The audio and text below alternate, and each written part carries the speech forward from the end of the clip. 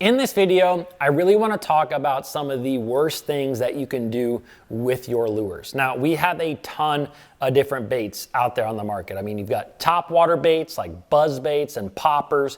You got mid-column baits like, chatter baits and lipless crankbaits. And you have bottom baits like jigs and Texas rigs or Carolina rigs. But no matter what lure you're throwing, there are a few things I have written 4 down in particularly here that you don't want to do with any of these lures because they're not going to help you to get any bites. Now, before we get into that, this video is brought to you by Gills TV. Gills TV is a content-based website and app that you can download onto your phone. And the point of Gills TV is to help anglers learn how to go about actually finding bass. Now, the way that I'm trying to achieve that is really by filming some of the top name pros out there attacking different bodies of water. So you're really going to get into the thought process that they have as well as the actual techniques that they use to locate bass. So it's really cool. Also, at Gills TV, I'm gonna be doing a 1-hour session every month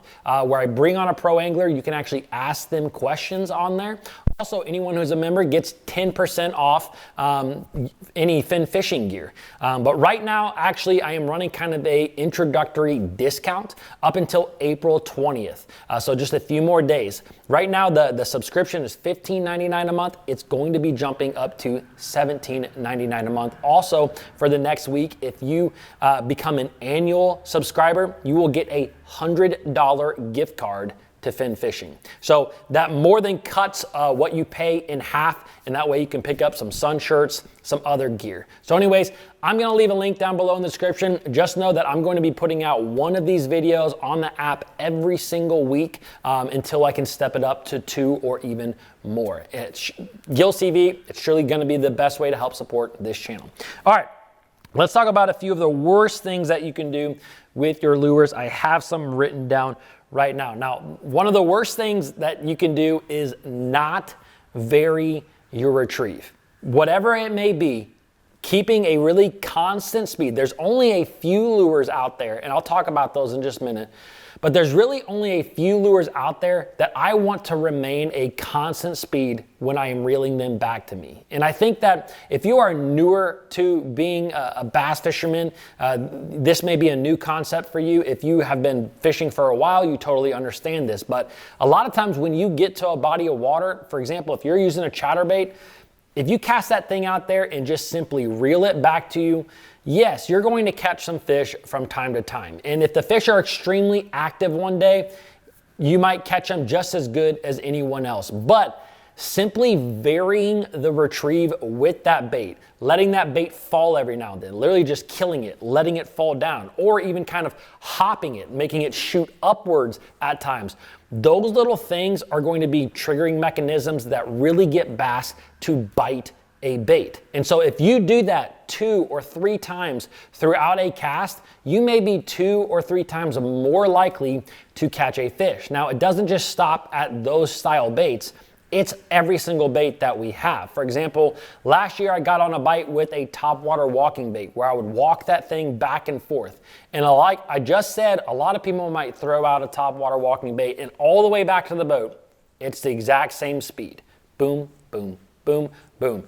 I got on a bite last year where I had to kill that bait and then I had to pop it 3, 4, 5 times real quick and then slow it down. So it'd be cast it out, let it hit, and I'd start my retrieve, do, do, do, then I'd speed it up, do, do, do, do, do, do, do, kill it, do, do, do, do, do, do, do, do, kill it, bam.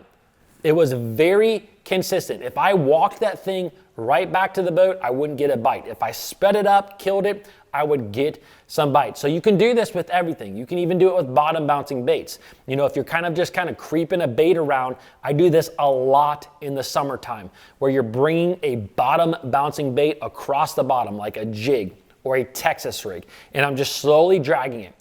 That can get you a lot of bites, but every now and then, just try popping that thing off the bottom. What you will find, especially in summer, late summer, is that bass will be following that thing. And they've seen a lot of baits, so they're a little bit timid when it comes to biting the bait. But if they're following real close and all of a sudden you just hammer that thing, you really pop that thing, stroke it off the bottom, it will cause them to react. It will cause a reaction strike, getting them to bite. So with all of your lures, do not just have a constant speed, really vary that retrieve. Now, there are a couple of baits that I can think about where having a constant speed is not necessarily a bad thing. It's actually the way that I fish it the most. The one is going to be like a bigger boot tail style swim bait, like a mag draft. You know, most of the time with the mag draft, I found it very rare where I snap that thing, unless I'm fishing around grass, where I snap it or I let it fall where I'm actually getting bites. Most of the time with that mag draft style bait, it's just kind of a steady retrieve back to the boat, and a fish just comes up and gets it. The other bait is a spy bait, a spin bait. If you fish those baits, same exact thing. I have never had a place where I'm actually popping that thing or letting it fall where it's catching me more bass. Although letting it fall from time to time towards the bottom may get you a few bites. Most of the time though, it's just a steady retrieve. But besides those few lures, most of them, you need to vary your retrieve. It's gonna help you to catch a few more bass. Now, let's go on to the next thing. When it comes to any lure, do not overcomplicate color, no matter what lure it is, no matter what. I mean, there are probably like 6 or 7 colors that I use most of the time. I've got a wall over on the other side of my boat over there that has a ton of different baits on it, and a lot of them the exact same colors. Like my crankbaits, I have shad colored ones, I have like a crawfish colored one, I have like a chartreuse one, and that's about it. You know, on my plastics, it's green pumpkin, it's black, it's white, and a little bit of red.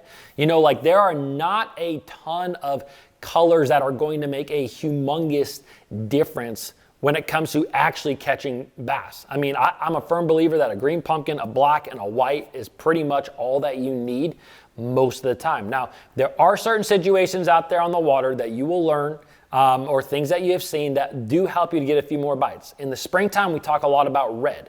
You know, bass are shallow, bass can see red better than most colors. A red can be really good in the springtime.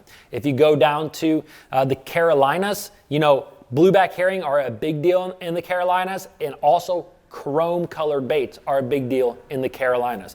You go down to Florida, there's a lot of golden shiner in those lakes. So gold becomes a really big color. You go up north where you have a lot of smallmouth, perch becomes a huge color because there's a ton of perch up north and a lot of bass feed on them. But do not overcomplicate your colors. I can promise you most of the time, a bass does not care if you've got 3 strands of blue in there versus 8 strands of blue.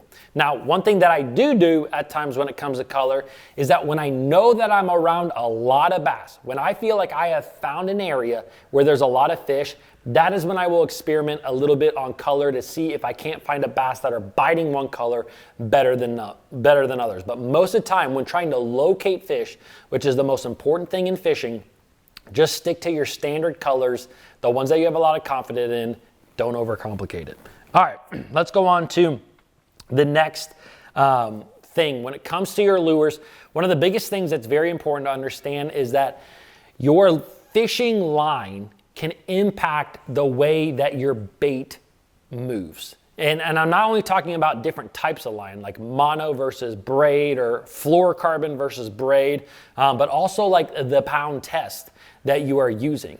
You know, if you attach a drop shot, if you put a drop shot together and you put one drop shot on 6-pound test and you put the other one on 15-pound test and you look at them in the water, the one that has 6-pound test is going to move a lot more naturally, a lot more fluid, more fluid movements, where the one that's on that 15-pound test is going to be a lot stricter. It looks like it's dragging something constantly, and that's kind of because that it is. And it's not just bottom baits, it's a lot of different baits. You know, a lot of crankbaits, for example, also are impacted by your line size. You know, if you use 20-pound test, there's a lot of drag there. It's going to lift up on that bait, causing it to run shallower. If you put a little bit smaller line on, it's going to get a lot deeper. So make sure you understand how line and different lines are impacting your bait. Another thing is braid. Braid primarily floats. Like there's some sinking braids out there